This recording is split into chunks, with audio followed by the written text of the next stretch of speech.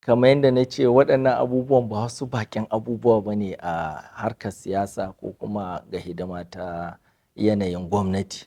Duk sanda gwamnati take bisa mulki, to su akwai wasu mutane waɗanda suna nan suna ganin cewa a'a lalle su ba za su bari a ci gwamnatin ba da su ba.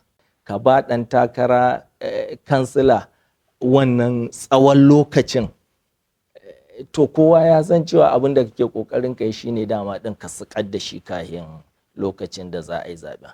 Sayyidul qaumi khadimuhum, wanda duk yake ma al'umma hidima to shine yake zama shugabansu.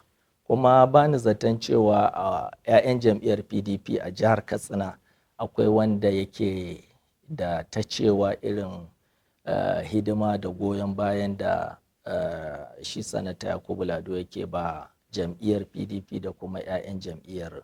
A kunci na tattalin arziki na ingancin rayuwa, wato inda wannan gwamnatin ta yanzu ta bambanta da na baya shine cewa abin ya ƙaru.